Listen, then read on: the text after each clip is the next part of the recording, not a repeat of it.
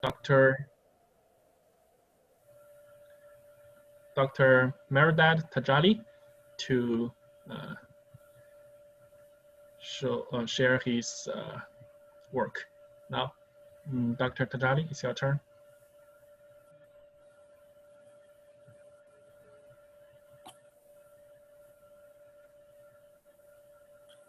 Okay, so can I start?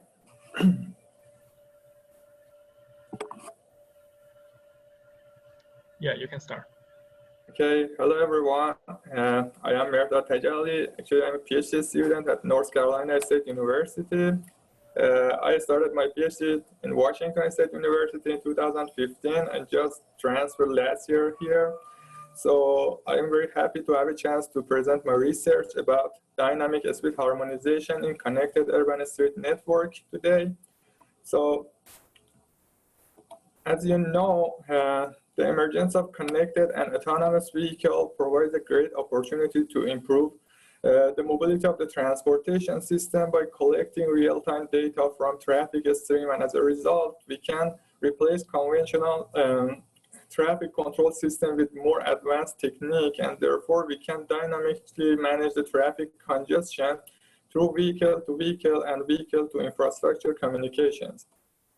So as you probably know, there are several strategies that make us enable to dynamically manage traffic congestion, such as signal timing optimization, speed harmonization, ramp metering, pricing, and demand management.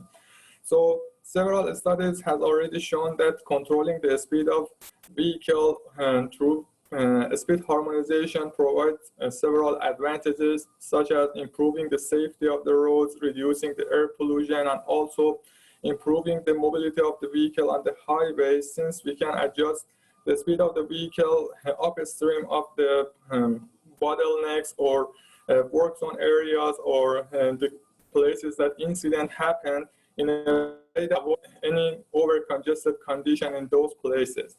However, mostly these studies focused on application of speed harmonization on freeway and highway facilities, but in this research, we try to use the same concept and develop a methodology to apply dynamic speed harmonization in an urban area where signalized intersections are the main bottlenecks on the network. So we want vehicles to adjust their speed upstream of the intersection to arrive to the intersection smoothly without also avoid any congestion around the intersections. So to formulate our optimization problem, we use cell transmission model. In cell transmission, a network of transportation could be divided into homogeneous segments, which are called cells, and the state of each cell could be represented through variables such as occupancy, flow between consecutive cells, and the average speed, which is the ratio of flow over the occupancy for each cell.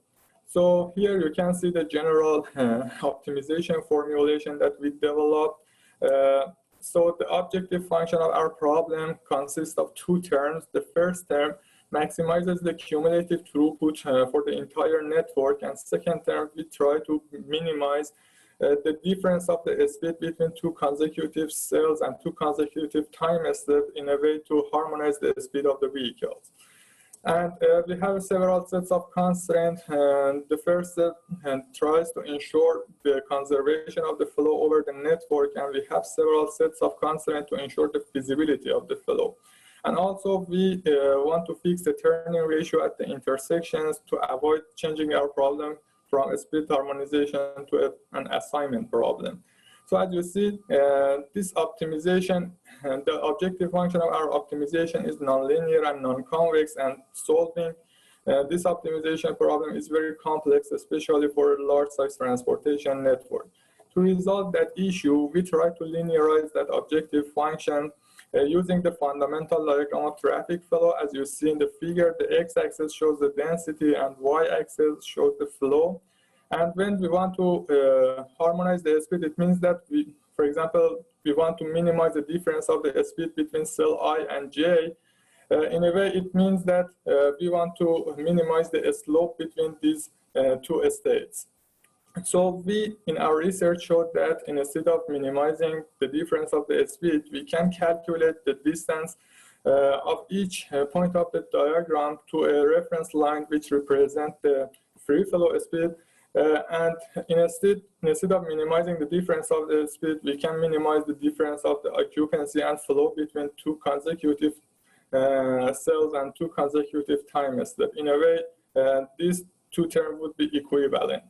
So we tested to develop optimization algorithm into networks of various sizes, such as 6 network of 6 intersection and 20 intersection. And we considered 4 demand levels with different congestion levels. And so,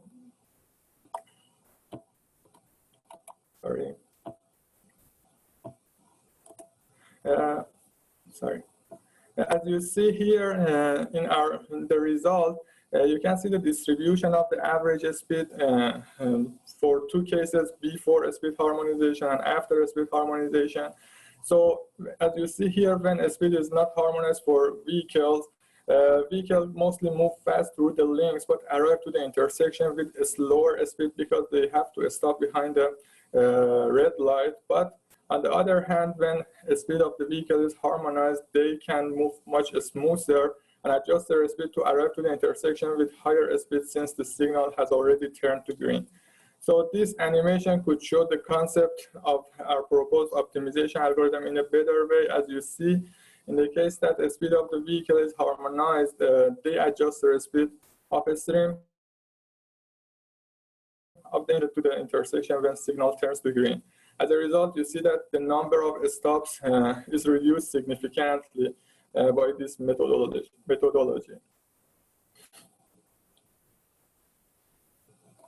So we also compared the mobility performance of our proposed algorithm in a network of 20 intersections compared to the case that the speed is not harmonized. As you see, speed harmonization is able to reduce the travel time of vehicle over the network by up to 15%, increase the throughput by 8%, variance of the speed is reduced by 10%, and average speed is increased by 28% in oversaturated demand condition.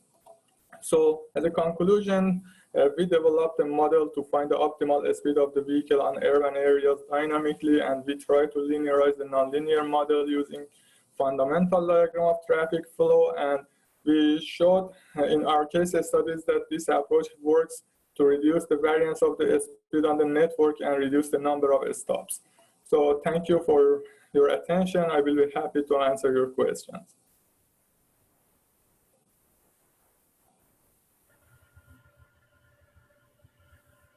Thank you, Mr. Tajali, and feel free to ask questions, to raise your hand or leave a message in the QA session if you have any questions.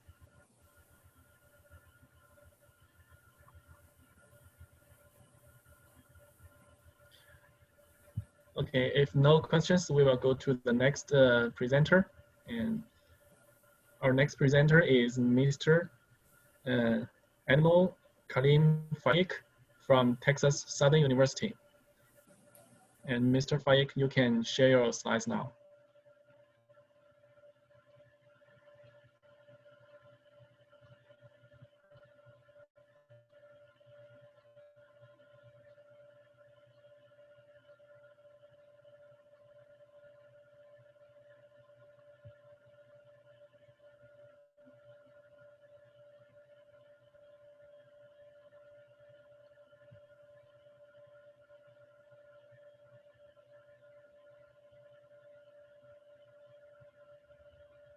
Mr. Faik, did you unmute yourself? Yes. Okay. Hi, everyone. Can everybody see my screen right now? Yeah, we can see it. Okay. So I am Anamul, and I am a graduate student at Texas Southern University, and also working as a graduate research assistant at the CAMMSE lab of Texas Southern University. The topic of my presentation today is the impact of non-motorized vehicle on road network performance.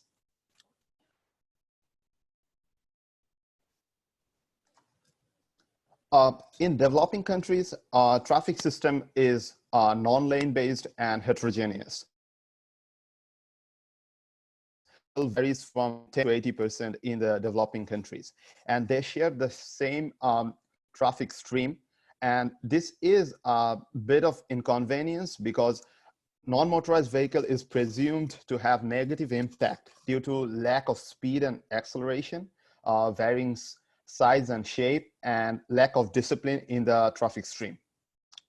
So our study was to assess the negative impact of non-motorized vehicle on the road network performance.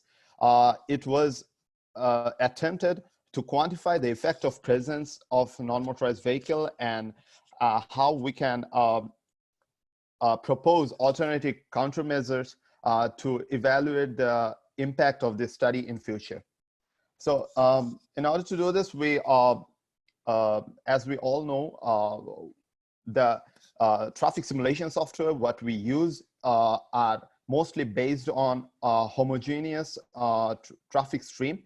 So it is a little difficult to actually replicate a heterogeneous traffic system in the traffic microsimulation model. So we took help from some of the previous work that has been done by the researchers. Fellendorf and Vortisch developed a car following model that was incorporated in vSim with a detailed analysis of Weidman driver behavior model. And we took also help from the Manjunatha et al. And Hossain et al. And their vSim parameter optimization for the non-motorized vehicle introduction in the vSim model. As we all know that vSim does not allow you to model any kind of vehicle that is non-motorized, but for that reason we needed to construct a non-motorized vehicle model outside the vSim in the 3D Max Studio and then replicate inside the vSim model. Data collection from the field was done by in two phase, field data and extracted data from the calibration model. It was taken by the video camera recording at the peak time of the day. We actually modeled rickshaw and tuk-tuk, which was drawn in the 3D Max Studio. We assigned the vehicle types, classes, and vehicle models, link types, and all kind of simulation behavior parameters. And the model was calibrated according to the calibration of the Manjunatha et al., in which a set of calibration parameter was already set to simulate the heterogeneous traffic system. As you can see in the screen, we actually modeled this to a 3D model, and we introduced it in the vSim model. And in the figure below, you will be able to see the 3D model of the non-motorized vehicle in the stream. So we did 600 simulation seconds within an interval of 30 seconds. We tried to implicate a three-phase signal with and without non-motorized vehicle present in the stream. Proportion of the motorized and non-motorized vehicle was 56 and 44% respectively. We tried to evaluate three parameters here: travel time, delay, and queue length. First, we did the queue length analysis, and before and after the presence of non-motorized vehicle, we found that the same queue length is formed 100 to 150 seconds later with the absence of non-motorized vehicle after replacing them with the motorized vehicle. And the increased number of discharged vehicles due to absence of non-motorized vehicle in the stream. Then comes the travel time analysis, and as you can see in all the sections, the travel time actually decreases almost 100 seconds when there is no presence of non-motorized vehicle in the stream. And the same thing with the delay time. The delay time actually varied from 25 to 100 seconds with non-motorized vehicle and without non-motorized vehicle. And the variance is higher in section due to in which of the section have higher number of non-motorized vehicle, the variance was much larger. So this is the summary of analysis that we what we achieved. As you can see, in all of the parameters, without the non-motorized vehicle, after replacing with motorized vehicle, it actually the parameters actually improved from the previous one. So what was the crucial findings for this was non-motorized vehicle in such higher volume induces a great negative impact on the network performance. All of the three parameters that we evaluated, improved when the non-motorized vehicle is replaced by the motorized vehicle. And despite such a high volume, the third world countries and the developing countries are still designing the traffic roads and highway with the motorized vehicle, still not considering the presence of the non-vehicle, and eventually with it is resulting congestion and larger travel time. What we found is the limitation of the study is there was pretty inadequate data. If there was enough data and we could have done the simulation and analysis on a couple of more intersections, the result could have been better.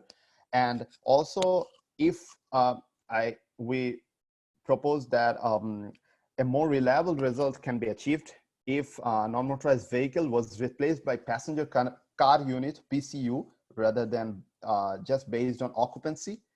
And more without the time constraint, the calibration could have been more extensive and case specific. In future, we can imply on different signal phase system to see which one is the most suitable for non-lane based heterogeneous traffic system. And we can designate specific lanes for non-motorized vehicles to see the impacts of the change in the road network performance. That was my presentation. If there is any question, I would be happy to answer.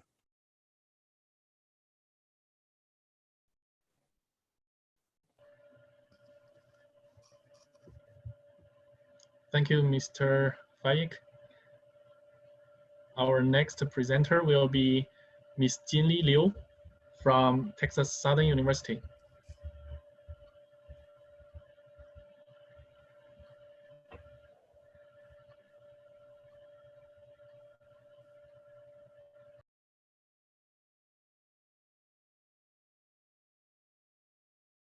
Good afternoon. I'm Jinli Liu from Texas Southern University. I'm glad that I'm able to share our research work on behalf of other authors. The topic of our research is analysis of factors contributing to the severity of large truck crashes. There are two main objectives of this research. The first one is to identify factors contributing to the severity of large truck crashes. And the second objective is to compare the performance of different models in terms of their capabilities in identifying the risk factors and analyzing their impacts. In this study, the mixed logit model was chosen as the baseline regression model to compare with the machine learning models.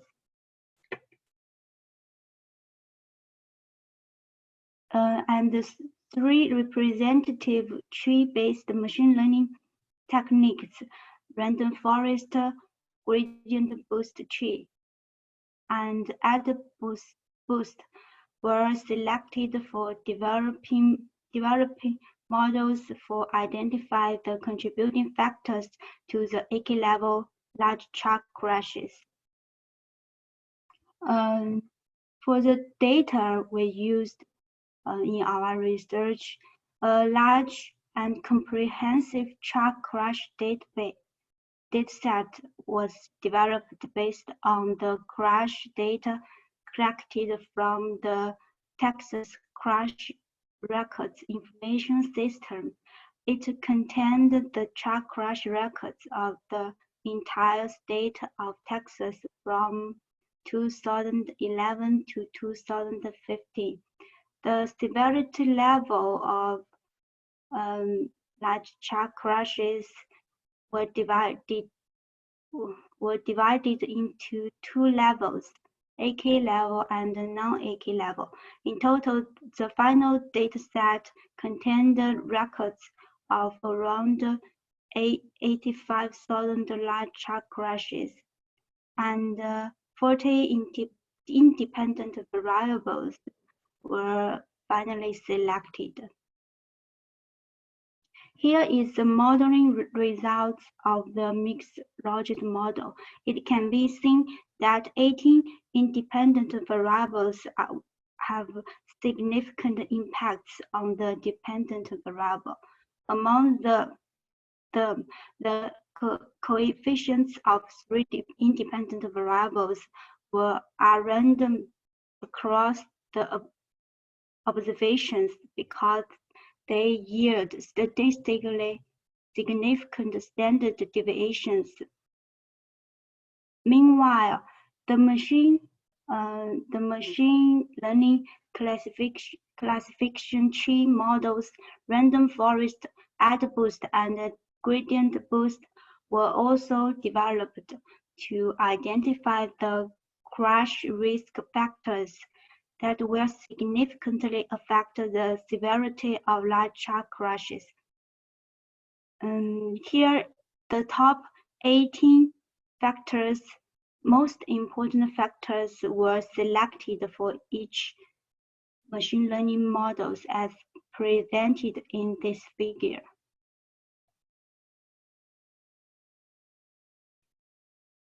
To compare the results of machine learning models with the mixed logic model, first mass rank correlation analysis was conducted between the importance ranks of the factors identified by the machine learning models and their importance ranks based on the p-values of their coefficients in the mixed logic model. From here, we can draw the conclusion that the importance rank of the factors identified by the GBDT model is more correlated with the significant level of the factors identified by the mixed logic model than those of the random forest and ad boost models. Here are some major conclusions. And the first one is for the factors that are identified by both GBDT and the mixed logic models, the directions of the impacts of these factors are consistent according to the results of both models. And the second one is for the factors identified by the GBDT model, the direction and magnitude of their impacts are all reasonable and explainable. But for factors only identified by mixed logic model, it is found that influencing directions of the weather characteristic factors are not reasonable. And the fourth conclusion is all the factors identified by the mixed logic model are categorical variables, while GBDT can also identify numerical factors. And the last one is drugs, alcohol, and fatigue are important contributing factors to the severity of large truck crashes. Thank you. Thank you for your attention. I'm open for questions.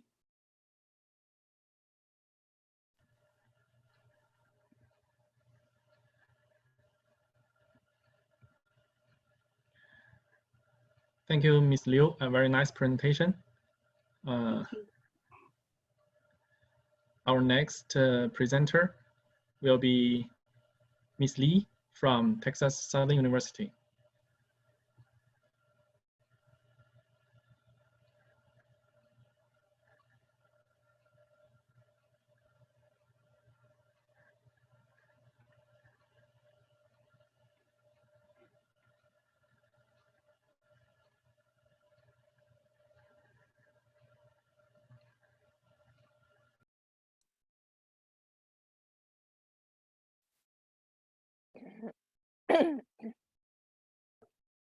Hi everyone, I'm Jian Li from Texas University, and today I'm gonna present our research about COVID-19 on international shipping impacts, countermeasures, and recommendations. My presentation includes 5 parts. That is introduction, impact of COVID-19 on international shipping, countermeasures, recommendations, and preparation for the post-epidemic era, and conclusions. Okay, COVID-19 had a devastating impact on the industries of all fields globally, and international shipping is one of the majorly affected industries. So then the impact of the pandemic on international shipping industry is profound, and uncertainty still exists for the related industries. So our study tries to explore the impact of COVID-19 on international marine transportation and the corresponding countermeasures and implications to the industry.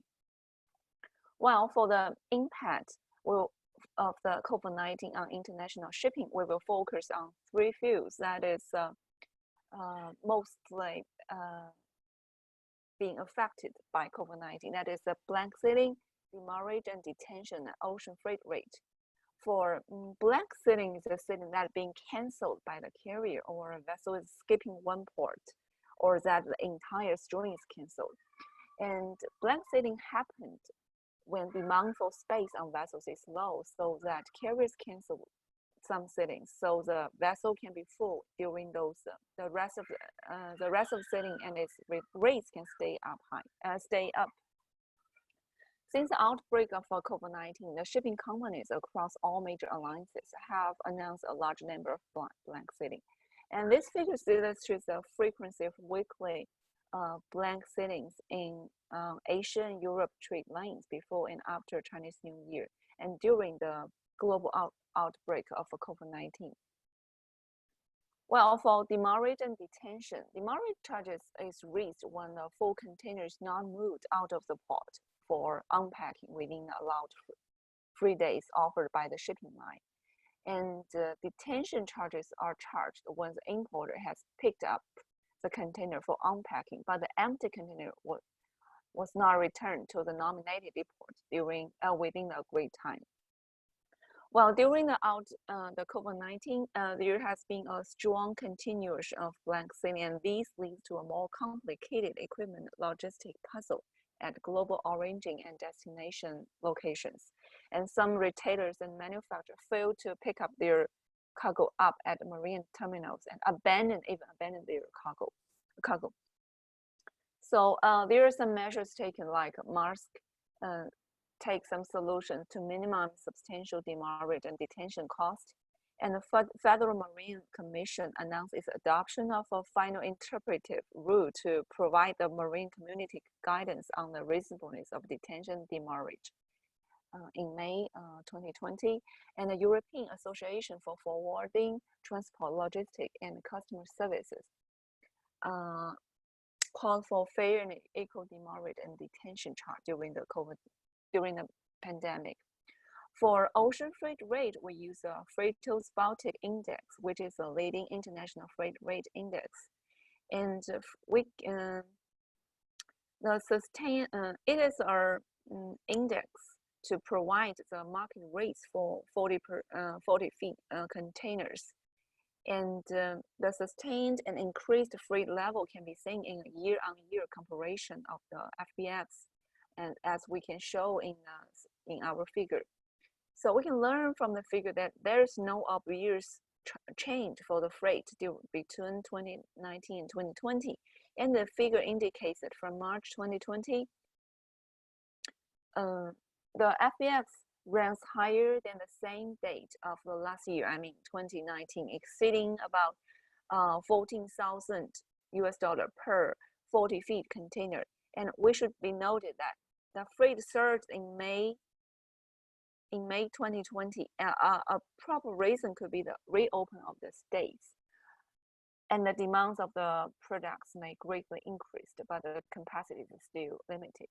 Well, for the countermeasures, despite of the great challenges, and also port authorities and the shipping companies are seeking countermeasures to minimize the impact of to keep the operation smooth.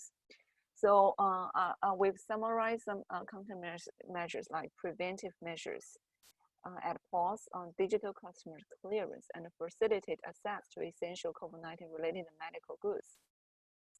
For the preventive measures, we have like adopt a 14 days quarantine period for vessels that have visited the ports of prohibited countries, and apply foreign crew embarkations operations, timely report the health condition of a crew member and the passengers prior to berthing, maintain minimum contact with agency personnel, and prior notification of all national and foreign flagged vessels returning from an international voyage. And for digital customers clearance, it has several benefits like ensure using paperless documentations can ensure proper social distancing, ensure efficient operation without sacrificing productivity, and remove the need for physical applications, permits, and licenses for products, and speed up customers' clearance and trade facilitation. And also facilitate access to related medical goods, because these goods are crucial for healthcare workers and hospitals to battle the COVID-19. And the FDA facilitates entry of imported personnel, protective equipment, and COVID-19 test kits. And also World Customers Organization have posted a list of HS codes for critical medical equipment. And for recommendations, we have encourage the use of digital documents, increase investment in freight technologies, ensure health measures, and establish a crisis protocol. For encourage the use of digital documents, we could reduce human contacts to minimum to prevent any epidemic diffusion and save labor costs, printing costs, photocopier costs, and storage costs, etc. And also to increase freight technologies could facilitate data analysis, artificial intelligence of software, and overall end-to-end supply chain management. Also reduce shock when crisis came next time, or I hope not, and increase provide more data and more information, and enable greater ability to manage inventories, to track the rates and timing of shipping that is done. And also those ensure health measures should be carried out in ports and of all organizations. And also we've summarized a crisis protocol for recommendation for authorities, like obey social distancing rules, increase the use of digital documentation, promote and enforce preventive hygiene measures, and limit physical interaction, and identify contamination areas in the port buildings, and disinfect and monitor cargo, etc. And for the conclusions, so we have some conclusion like the COVID-19 has a disruptive power across all industries, especially in the international shipping section in the long term. So more flexible regulations are applicable to ensure the continuity of the smooth runs of our shipping sector. And in the future, governments are suggested to continue to pursue extensive monetary saving programs to alleviate any potential economic disasters. And meanwhile, investments are encouraged to go to freight technology companies to help existing industries to connect shippers, brokers, and carriers in a marine basis to optimize operations. And also the pandemic preparedness for the future should be strengthened to if the world is faced with an unprecedented threat. And also stronger healthcare systems, quicker responses, and improved global collaboration should be established. A lesson should be learned from this pandemic to make the world a safer place. Well, this is the end of my presentation. And do you have any questions? Please feel free to ask me.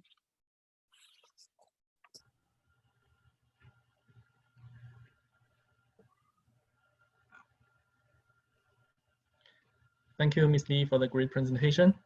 If there's no more questions, we will go to the next speaker.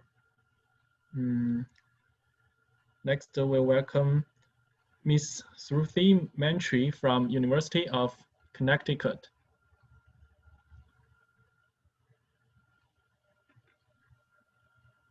Hello, everyone. I'm going to share my screen. Can everyone hear me? Yes, we can hear you. My slides are coming up. Can you see my screen? Yes. Thank you. Hello, everyone. I'm Shruti Mantri, second year PhD student working with Dr. Loans at University of Connecticut. My research topic is prioritizing people. It's a mixed equilibrium assignment project based on the autonomous vehicle occupancy. So when the autonomous vehicles are available in the market, which the 20 to 30 years in the future, there will be a time where there will be mixed traffic conditions, like the regular human-driven vehicles and the autonomous vehicles in the traffic. So literature suggests that with the introduction of autonomous vehicles, although there will be a reduction in the number of vehicles, there will be a significant increase in the number of trips made by the autonomous vehicles. So, for example, if a household owns two regular vehicles, those two regular vehicles can be replaced with one autonomous vehicle. That one autonomous vehicle can drop the husband off to the work and then come home and then pick up the wife to drop her off the work. So there will be an empty or unoccupied autonomous vehicles in the traffic. Due to the presence of these unoccupied vehicles, the regular driven vehicles or the occupied vehicles will get late, just like in the scenario one, because the occupied vehicles have an impact on these, the unoccupied vehicles have an impact on the occupied vehicles.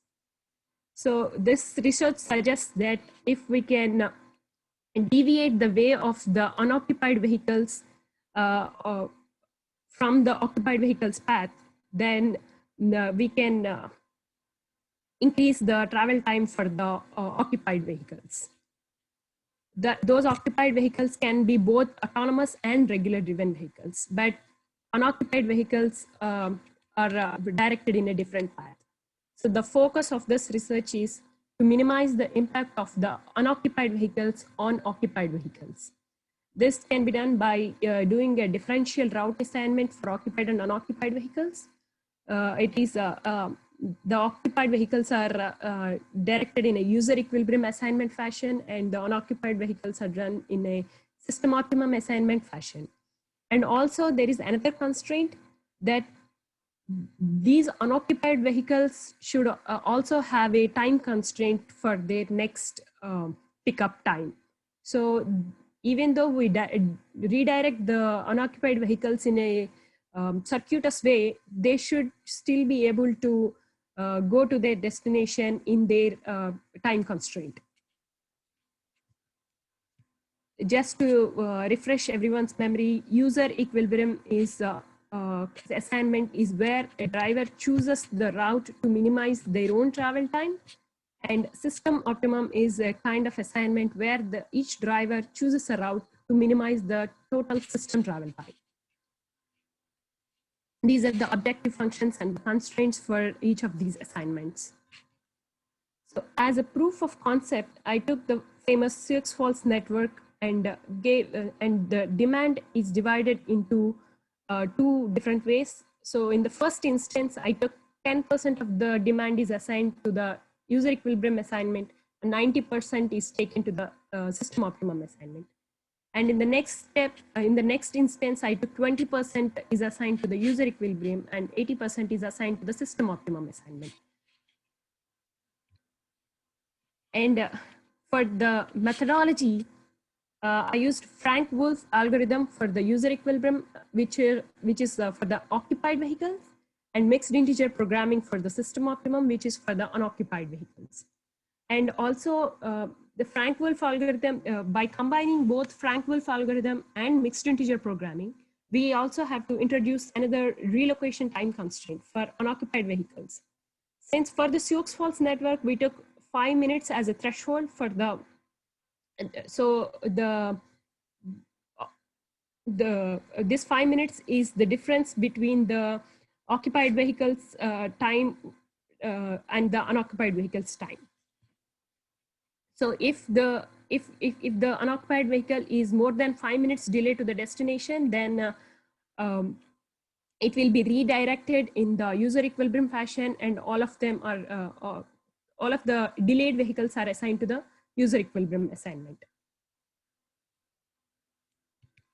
So in this fashion, the results came to be by if all the vehicles are assigned in user equilibrium assignment and all the vehicles are assigned in system optimum assignment, 45% of the OD pairs have a higher travel time in user equilibrium assignment. That is, if everybody chooses their own route, then 45% of the origin destination pairs are not getting their optimal route. So when 90% are taking the user equilibrium assignment and only 10% are forced to take a route which makes the total system travel time minimum, then all of the OD pairs are having a higher travel time in U assignment. That is, all of them are getting an optimal travel time. And also by this fashion, 53% of the OD pairs in UE assignment, which is user equilibrium assignment, have a shorter travel times compared to the regular scenario. And also the total system travel time is decreased by 10,000 minutes. And we were able to achieve all these results by not more than 5 minutes delay for the unoccupied vehicles. Those are my results. I will be happy to answer any questions. Oh, I didn't realize that I didn't start my video. I'm sorry.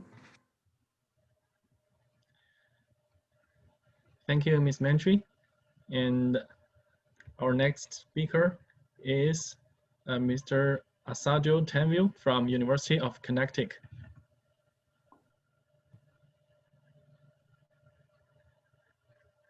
Hi, can you hear me okay? Yes. Okay, can you see the slides? Yes, you can see it. Okay.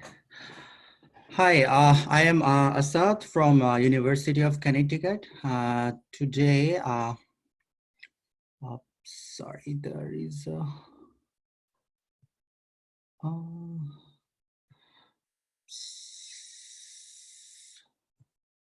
okay, today, today I'm going to present my research using the computational biology to identify the path overlap issue in transit assignment. Let's start. Path overlap is a well-recognized issue in transit route choice modeling. It is prevalent in schedule-based transit assignment models, which results in incorrect path estimation. We come up with an idea of using a sequence algorithm from bioinformatics, which is longest common subsequence similarity. It is a way of arranging sequences of DNA and RNA or protein to identify the regions of similarity between them. The potential of sequencing algorithm of the sequencing algorithm LCSS will be used in this study to test, will be tested in this study to identify the path overlap issue.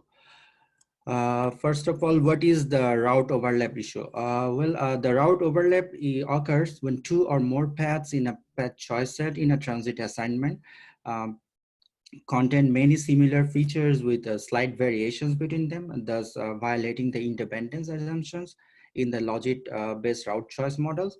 It is generally termed as the independence of irrelevant alternatives property. In this case, travelers fail to recognize independent paths when the paths overlap or share attributes. For example, say we have two option transit routes between an OD pair. The bus one has the travel cost of 20 minutes and the light rail has travel cost of 15 minutes. Say the probability of choosing the light rail route is 2/3 and the blue bus route is 1/3. For example, if we add a new transit line, which is the green bus, into this system, we will expect that the light rail probability would remain the same as 0.6 is, and the blue bus passengers will split between the two buses. But according to the independence irrelevant property, the ratio of probabilities between the routes will remain same as before. So if the transit assignment models don't consider this route overlap issue in their path choice estimation, it will bias the estimation and then thus produce inaccurate path probabilities. So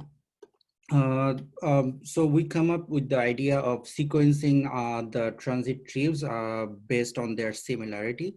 First of all, what is sequence? Sequence is the list of finite length comprising a set of unique symbols, for example, alphabet. And then the longest common subsequence is defined as those symbols that appear in same order between two input sequences of varying sizes. For example, we have two sequences here, which is S1 and S2.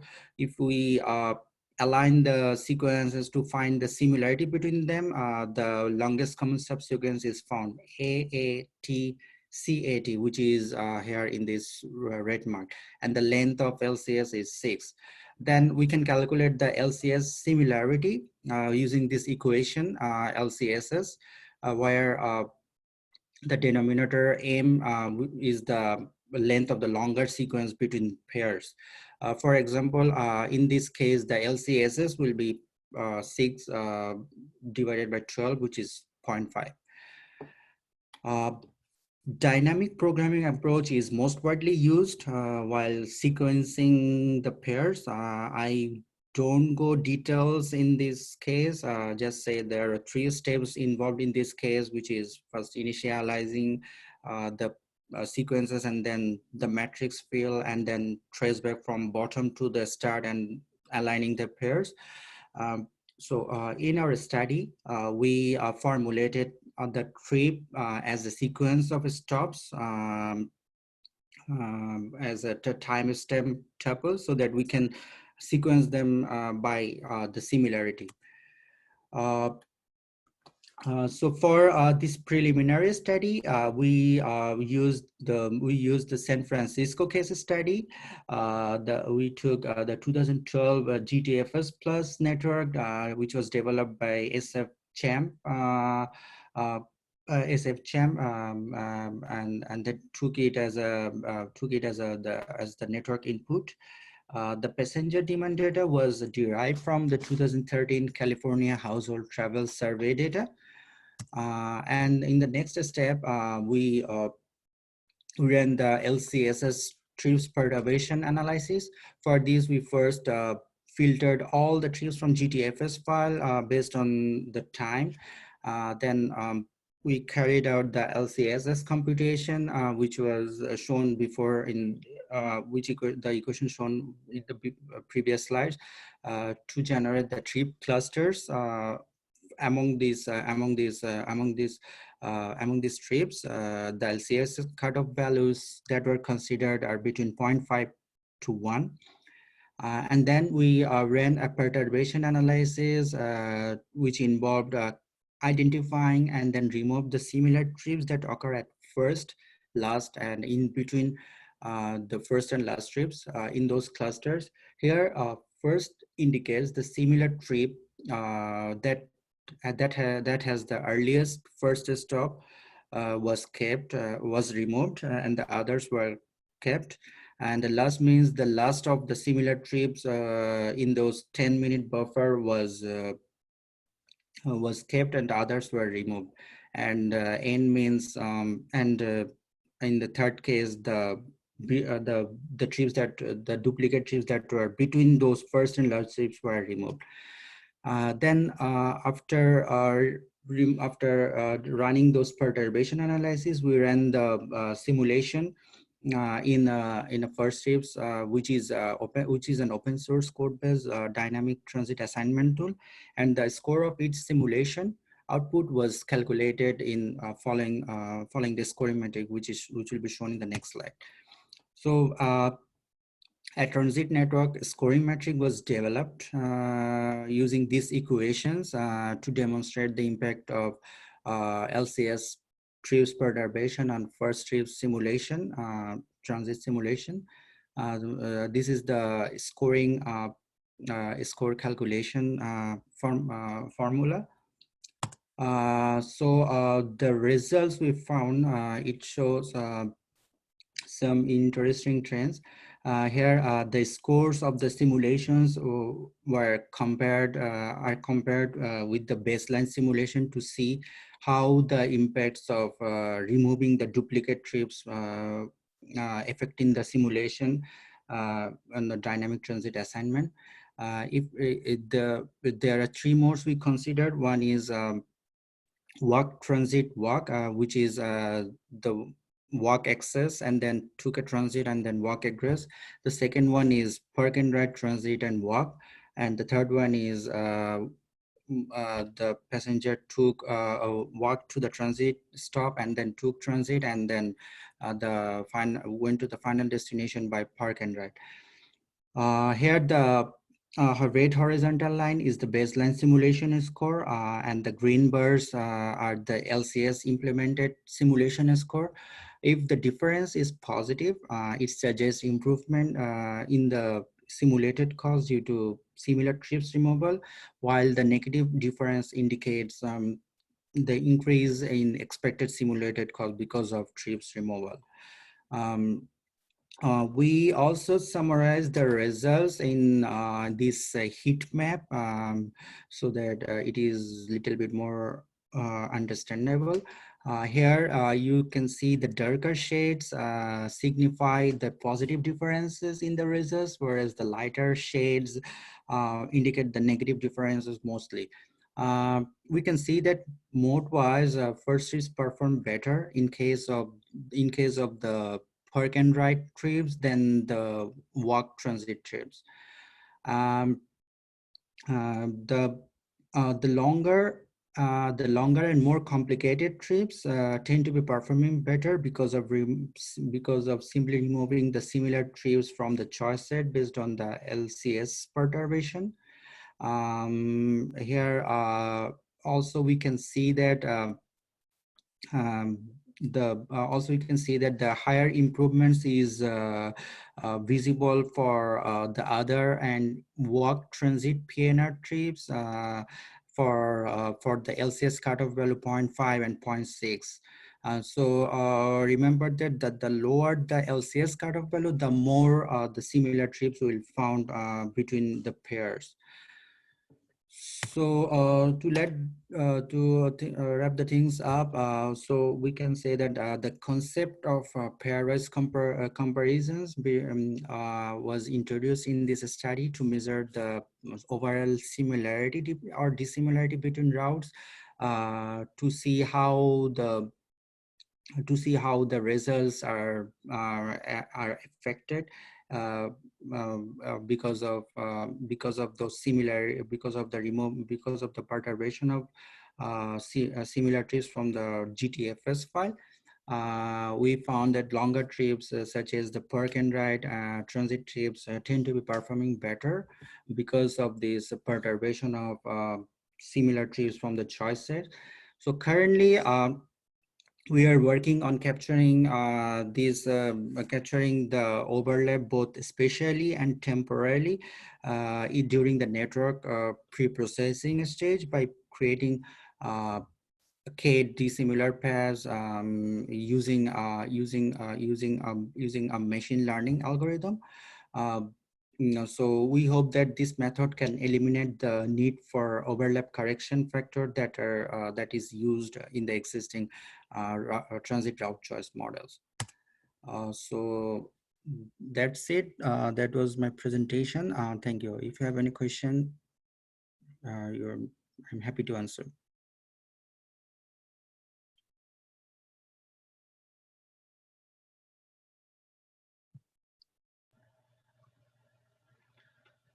Thank you, Mr. Tavil. And our next presenter will be Ms. Jenny Hall from UT Austin.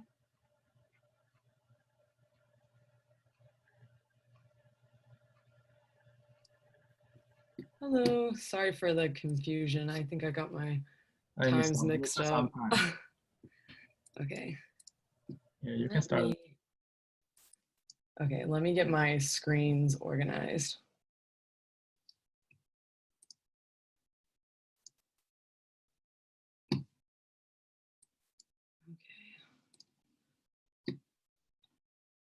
All right, how's it looking? Can you see it? Yeah. Perfect.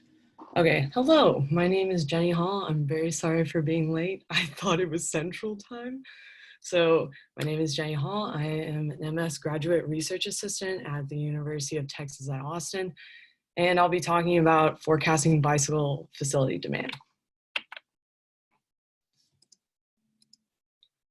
So environmental injustice, what is it? Environmental injustice is the disproportionate exposure of communities to pollution and other harmful effects towards health and the environment.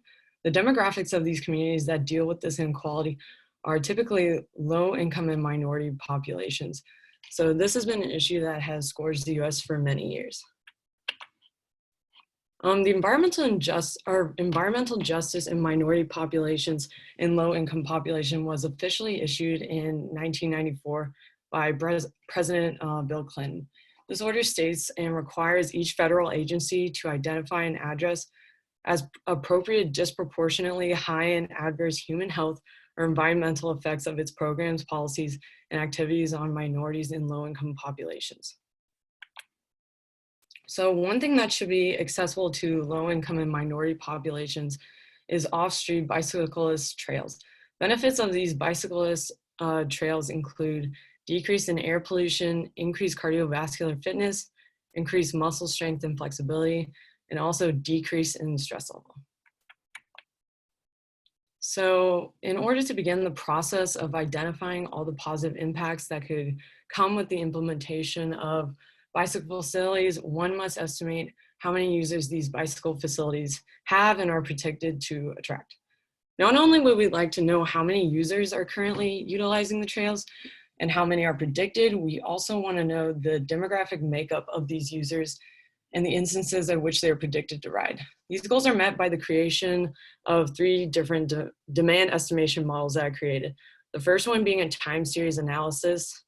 The second, demographic demand model, which is created through negative binomial regression analysis, and also a weather demand model that also used weather or negative binomial regression.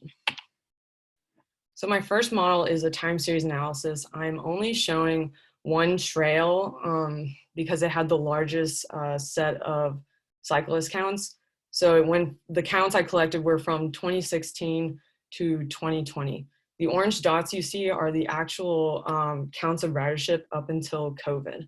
And then the light green dots are the counts of ridership during the start of the pandemic. So I use this trail because I wanted to show like how it's kind of obvious where ridership is going during and probably after the pandemic, and it's obviously rising. The light blue trend line is the trend without COVID points. So you can see the peak and the dip, which is peaking during summer season and dipping during the winter season. And then the dark blue trend line is the COVID points that are included within the forecast. So it shows an obvious rise in ridership. And I know it looks like lower than the past ones, but I think there was like a malfunction in the counter, but it's predicted to rise during the pandemic. So this is my second demand model, which is the socio-demographic model. I used a 1 mile radius from the counter locations throughout the city of Austin. These are permanent counters that, so there's only like 16 that were working throughout the city. I took a 1 mile radius around each counter location and I extracted demographic data points from each one. So the variables that I use, the demographic variables that I used was other race, which is other than white. And then I used white, Hispanic, females, males, average age, population per square mile, and average family size. So I correlated them to the number of cyclists among each trail. And unfortunately, because there's not a large amount of permanent counters, I was unable to correlate many of the data or the demographic variables. The only one that correlated was the number of males that were seen on the trails. So you can see on the trend line to the right that the number of male bicyclists will increase along the off trails during the weekday for the next 5 years. And also I created 2 separate socio-demographic demand models, one for a weekday and one for a weekend, due to the large discrepancy between the number of cyclists throughout those days. So next was my weather model, and I correlated bicycle counts to the following weather data points that were taken from the Austin Camp Mabry weather station. During both the weekday and weekend, bicyclist demand will decrease along the off trails if it is raining or cold outside.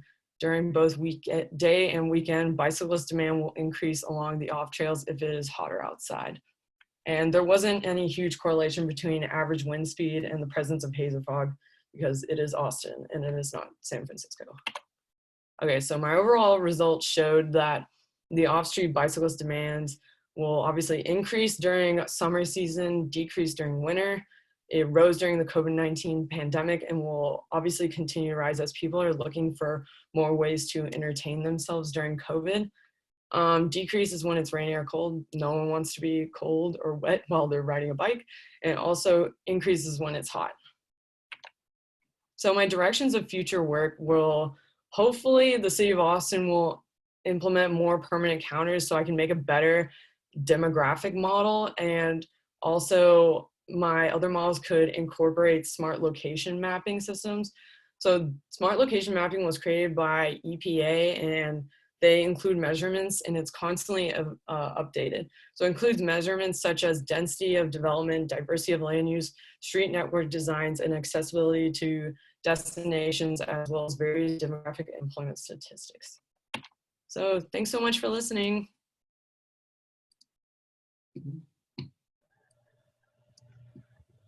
Thank you, Jenny. And our next speaker is Mr. Kun Qian from UT Austin.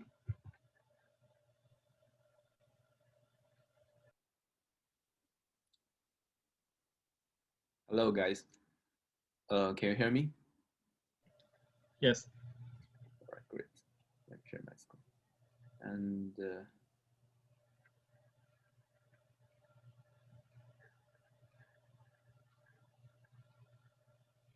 all right, can you see my screen correctly? Yes, it's good. All right. Yeah, today I'm going to I'm honored to be here to share about my previous work about informative and non-myopic real-time sensor management strategy for large-scale flood monitoring with UAV platform. And my name is Kun. I'm a third-year PhD student from University of Texas at Austin. And my advisor is Dr. Christian Claudia. Here, I would like to explain this title a bit. Here, the informative here means like we depend on some metrics from information theory to guide our UAVs to plan the tasks. And the non-myopic means we consider several steps ahead, not only planning our tasks greatly. First, let me go over the motivation and background of this project. First, the motivation here is that urban floods are becoming more and more prevalent. And comparing to those large-scale fixed sensor networks, which usually involves hundreds of sensors, the mobile sensors, which can be carried by the unmanned aerial vehicles, can be used to remotely sense the floods, and it has the advantage of mobility and cheaper price. And in order to finish this project, in fact, because managing the mobile sensors is not easy at all, we depend on the ensemble common filter to do the estimation and data assimilation, and also we depend we use lots of metrics popularly used in the sensor management field to plan our tasks, and to make this frame to be implemented in real time, we use deep learning to draw a data-driven model to predict how the flood developed. First, I would like to talk a bit about sensor management. In fact, this has lots of applications, for example, environmental searching, object tracking, and so on. Here, our work is try to apply the sensor management to plan the tasks for UAVs, to monitor and estimate a large-scale distributed parameter environmental system. Because for lots of environmental hazards, such as floods and so on, we can describe it with some partial differential equation dynamics in a large-scale distributed parameter system. And so how do we measure if the measure of sensorment is good or not? There are lots of popular metrics used in the information theory. For example, information gain. To intuitively understand information gain, it's in fact a metric to measure how much information we get after a measurement. So like the very famous KL divergence and alpha divergence, they are all metrics to measure the information gain. From another point of view, we can also use uncertainty to describe, to try to measure if a measurement is good or not. For example, we can use the log determinant of the covariance matrix of our estimation to describe the uncertainty of our estimation of a system. And if a good measurement should reduce the uncertainty as much as possible. And with these metrics, we can formulate our problem into such an equation set. The objective is to maximize the accumulated information gain along a series of measurements. And here the constraints in fact describe the dynamics of the common filter and also the dynamics of the system to be monitored, and also the mobility constraint of the UAV. In fact, this is a reachable set of the UAV at each time step. However, solving this problem, like try to find the optimal solution, is not easy because we want to implement it in real time, because we need to track the flood in real time. And there are two obstacles stopping us to implement it in real time. First is like the PD solver is very slow to predict the flood dynamics. And the second problem is like to find the optimal solution of a trajectory. We need to build a search tree which grows exponentially with the prediction horizon. So next step, we try to solve these two problems. Firstly, we want to replace the partial differential equations solver to the shallow water equation with a deep learning because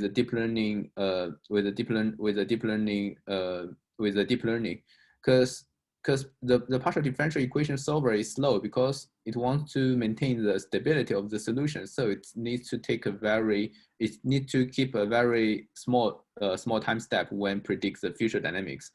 And for example, if you want to predict the flood state 20 minutes later, it needs to like compute for thousands, maybe hundreds of thousands of steps to make sure the prediction is accurate and stable. With deep learning, we want to skip all this. So we do lots of simulations in the certain case we are interested. We do a simulation with partial differential equations and try to try to directly predict what the flood would look like 20 minutes later from deep learning. This is in fact a nonlinear regression task, and the deep learning model turns out to have a very accurate and satisfying performance. And also to get rid of the exponential growing size of the search tree, we try to approximate this search tree, because the search tree grows exponentially because it needs to consider the causal relation between like the points to be measured. So we try to approximate this search tree, and according to the numerical experiment, we can we say that the approximation didn't degrade the solution too much. However, it can help us get rid of the exponential growing number of the trajectories to be searched. And we did the simulation. Assume like we did a numerical study with Austin as our background, and you can see like in the first figure, this blue line here is the Colorado River, and we simulated lots of different cases, like lots of flood caused by very heavy rains, and you can see the dark blue here are generally the Colorado River, and also there are some the light blue here are some channels and low areas. And our settings, like we have a bunch of fixed sensors installed along the river, and we have one mobile sensor. We try to compare the myopic and non-myopic cases. I just want to remind, like the myopic means we only consider, when we are planning, we only consider one step ahead. So it's in fact a greedy method. And the non-myopic here, we consider like 5 steps ahead and do it in a horizon receding style. According to the planned trajectory, you can see like the greedy trajectory only leads this sensor to focus on a local area, and it didn't take in the whole area we're interested in into account. And the non-myopic trajectory plan here leads this try to lead this sensor to explore as much area as possible. And according to the qualitative results, we can see like the estimation by the non-myopic strategy is like is closer to the real state, because it explores more area just simply. And in fact, our future work will focus on try to find some algorithms with in the environmental searching setting with some theoretical guarantees, and do some, also we are doing some robotics environment with this. And thank you for your listening. I would be happy to take any questions.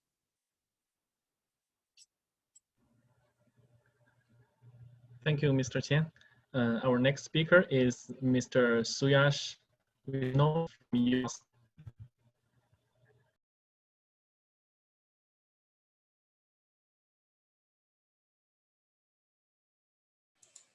Hi everyone, am I audible? Yes, go ahead. So my name is Suyash. I'm a graduate student in transportation engineering at UT Austin, and today I'm presenting my work on integrated predictive control of highway networks using Laxoff method, a mixed integer linear programming approach. So the Laxoff method provides us exact solutions to the LWR model of traffic flow, and this solution is free of any numerical discretization errors like in methods like CTM, which are discretization based. And it is possible to write analytical formulation for the Laxoff method, which reduces the computation time a lot. And in the previous research, the Laxoff method was implemented under static speed limits and not under variable speed limits, which we do in this work. So we formulate analytical expressions for the Laxoff method under variable speed limits. And since the introduction of variable speed limits make the methodology nonlinear, we need to write an MILP problem, or a mixed integer linear problem, to obtain the optimal speed limits and the ramp metering control. So the MILP is a good way for solving nonlinear problems, as there are standard solvers available for solving such integer programming problems, and we don't need to go for nonlinear solvers which take too much time. So as I said, we use the LWR model of traffic flow, which is a first order conservation law for traffic. In terms of the Moskowitz function or the cumulative number of vehicles, this equation can be written as a Hamilton-Jacobi equation as the one at the bottom. And this equation can be solved exactly using the Laxov formula. So the flow density relationship that we consider is the triangular fundamental diagram, which is this piecewise linear relationship. In this, below critical density, the traffic is considered to be in free flow, and above critical density, it is considered to be in congestion. To solve the LWR equation, first we need the definitions of the value condition blocks, which are nothing but the initial density conditions or the state of the traffic at the beginning of time, and the flow conditions, that is the flows at the boundaries of the links. This is the Laxov formula, which allows us to obtain the value of the Moskowitz function for each of these value condition blocks that I showed. And psi star here is the Legendre-Fenchel transform of the fundamental diagram, which is given by this equation. And the implementation of this formula is not as complex as the formula itself. So if you know how the traffic will propagate, for instance, this is an initial density condition block, you know that it will propagate at free flow speed. So the U parameter in this formula becomes the velocity of the traffic wave, which is the velocity of this wave. And anywhere in this expansion fan, it will be equal to the slope of this line joining the point with the value condition. So using these linear formulations, we can directly obtain the Moskowitz function values. A very interesting property associated with the Laxov formula is the infomorphism property, according to which the final value of the Moskowitz function at any point is the minimum of the Moskowitz function values obtained from the different value conditions. So this is this makes our life very easy, because we don't need to consider the interaction between value conditions. We can just consider them one at a time and just take the minimum from all the solutions at the end. So the types of controls that we use is variable speed limit and ramp metering. So in variable speed limits, we have variable speed limit signs at different locations on the link, and they display a value of speed limit from a predefined discrete set of values. In ramp metering, we can control the flow from the on-ramps onto the highways.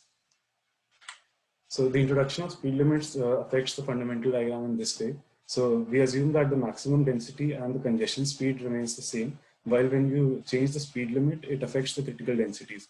So it is possible that a density which was earlier in free flow, after the change of speed limit, it no longer is in free flow, but it enters congestion.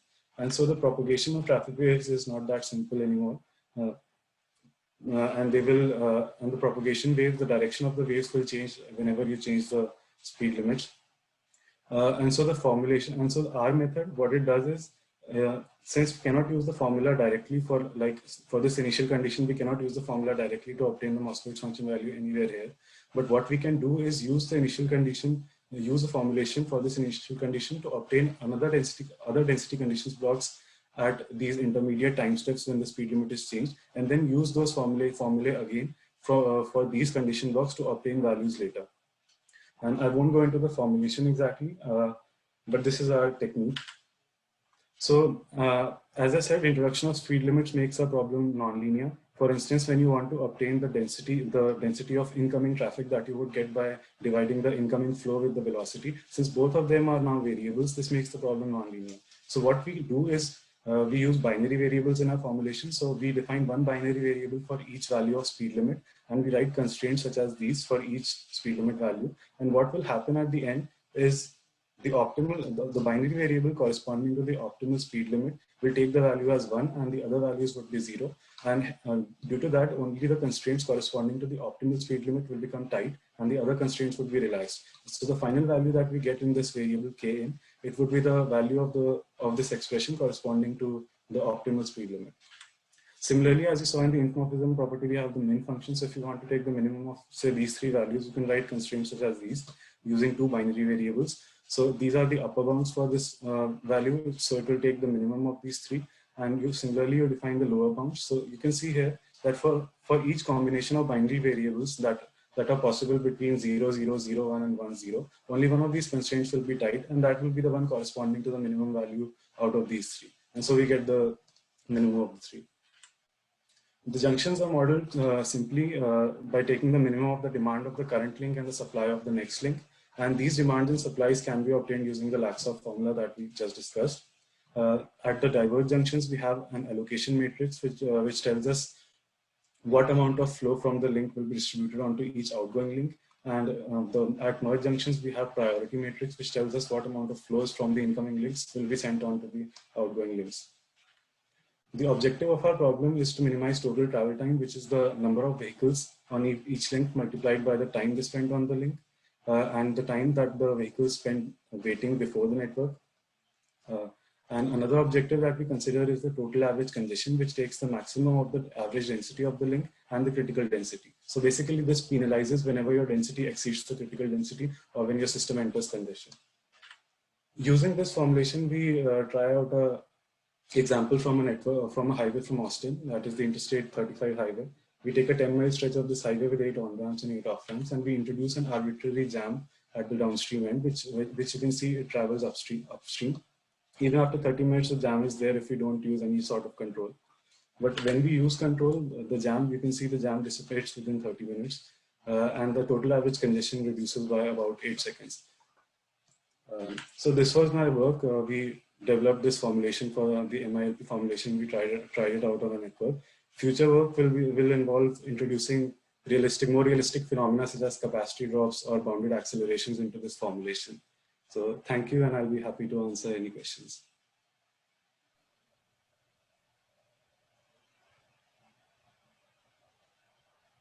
Thank you, Mr. Vishnoi. And the next speaker will be Mr. Bo Qiu from UNCC.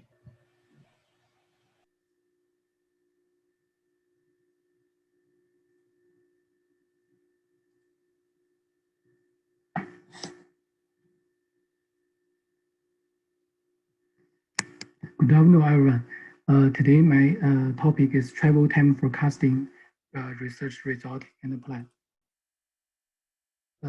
I use random forest travel time prediction model, and I will introduce performance. The travel time prediction, there is a variety of factors will affect travel time result, include event, accident information, segment location, weather condition, and signals status. So most existing machine learning models can capture the nonlinear pattern of travel time, but suffer from overfitting. The random forest method has a very good Bayes variance trade-off, which can avoid overfitting.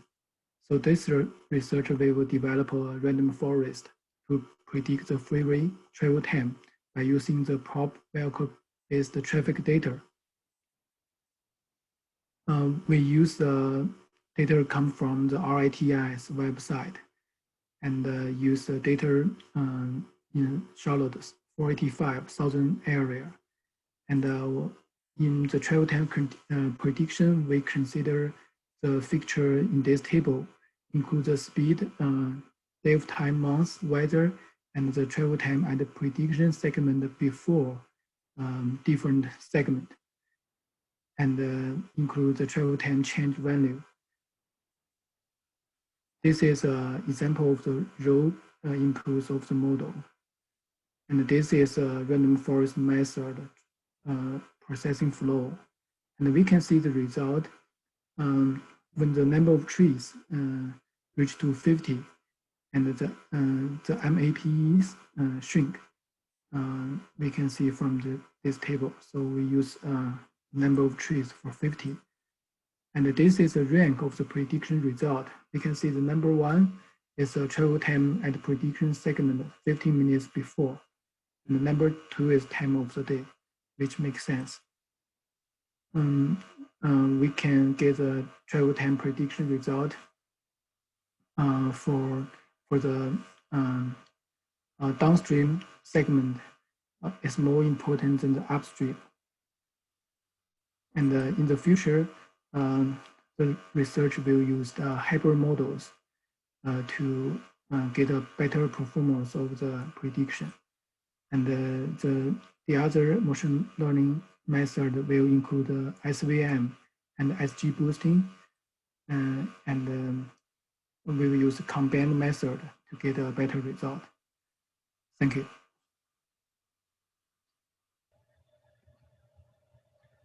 Thank you, Mr. Qiu.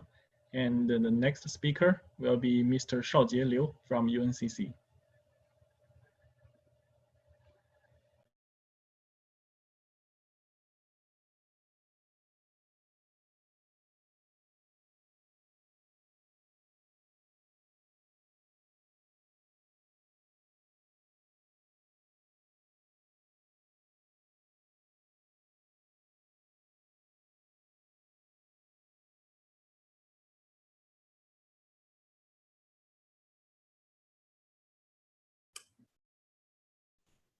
Hello, everyone. Can you see my slides? Yes. Okay. My topic today is investigating factors affecting injury severity in bicycle vehicle crashes based on day-of-week analysis with partial proportional orthologid models. So the essential initiative is based on the literature review. We found that the bicycle is an increasingly popular transportation mode. It is environmental friendly and very popular for short distance travel in recent years. However, due to the inferior protective equipment, the cyclist could suffer more severe injuries once the accident occurs. And we also think that a cyclist crash may present different patterns in different time periods, such as day of week, such as a day of week. So we investigate such impacts. Our objective is identify the potential factors influencing injury severity of bicycle crashes, and also discuss the difference. First is in this slide, the PPO model structure is introduced. The PPO model is developed based on the proportional orthologid model, which is also known as orthologid models. Essentially, the PPO model releases an assumption that for the estimate coefficient in the orthologid model, you estimate coefficients are constant for all injury severity levels. So, but in the PPO models, the estimated coefficient can be different. To evaluate the impact magnitude from the identified significant factors, there are two ways. One way is marginal effect, and another way is elasticity analysis. In this research, we use the elasticity analysis to evaluate the magnitude of impact. Our data contains different aspects of cyclist crashes, such as cyclists, drivers, vehicles, road, environment, and crashes. And in this table, we show the data, the market segmentation for our data used for model estimations. In this slide, we show the estimated results.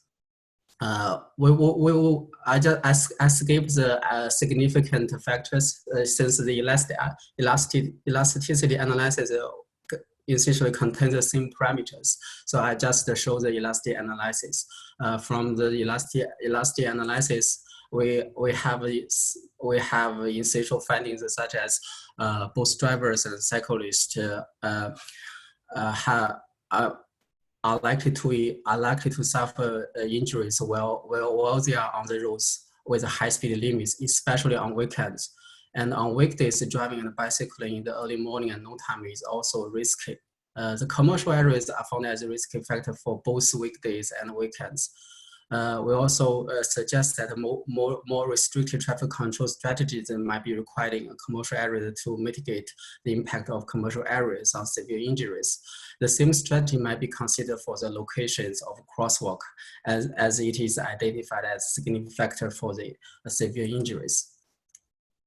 Thank you.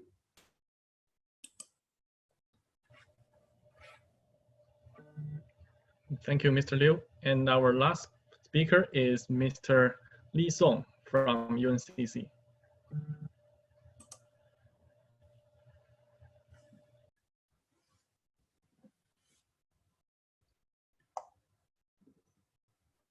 Hello, everyone. Can you hear me? Yes, I can hear you. Okay, today's my topic is about exploring pedestrian injury severities at the pedestrian vehicle crash hotspot with an annual upward trend, a spatial temporal analysis with latent class random parameter approach.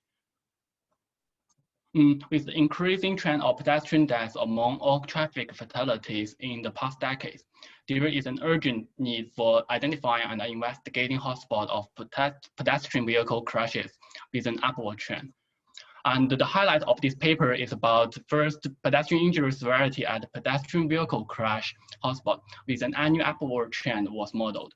And the spatial temporal trend analysis is used to identify spatial aggregated pedestrian vehicle crash hotspot with an annual upward trend. And third, the average nearest neighbor and the spatial autocorrelation test are used to give a reference for the grid and the neighborhood distance of the spatial temporal pattern. Also, the latent class random parameter logic model are utilized to explore the heterogeneity within and between the subgroups. And finally, the contributing factors to the pedestrian injury severities are identified and analyzed with specific countermeasures. To identify specific contributing factors and provide guidance for improving the deteriorative tendency of pedestrian vehicle crashes at hotspot. This paper used the spatial temporal trend analysis with GI index and the Mellon-Kendall trend test to explore the annual spatial clustering and the temporal tendency of the pedestrian vehicle crashes in North Carolina from 2007 to 2018. Meanwhile, for the grid distance and interval and the neighborhood distance are determined by the average nearest neighbor and the spatial autocorrelation test. To further modeling the contributing factors to pedestrian injury severities at hotspot with an upward trend, 13,303 pedestrian injury observations are selected from the North Carolina. And the latent class clustering is implemented to maximize the heterogeneity between the dataset. The figure 2 shows the latent class analysis result, which determine the number of the classes we used in this model. And the table 1 shows the distribution of featured variables and the statistics for each latent classes. Also, the final result shows the marginal effects result for the explanatory variables at 5% significant level.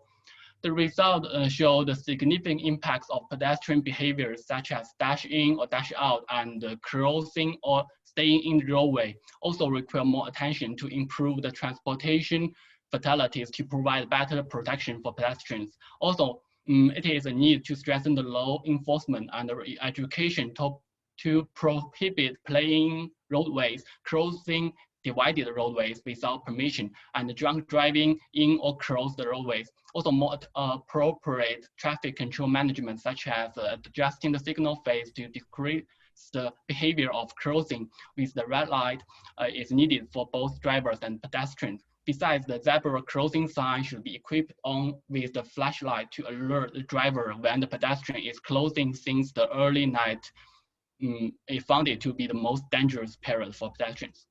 For more information, you can use the following link to get a free access to the articles with this presentation for the modeling of the heterogeneity or of the spatial temporal patterns or the latent class analysis procedure. Thank you. If you have any question, you can send emails to me or ask directly.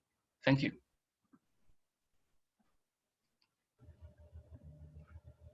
Thank you, Mr. Song, and thank you all for joining us in this session. And our next session will start right now, and we're looking forward to seeing you in the next session. Bye, everyone. Goodbye, everyone.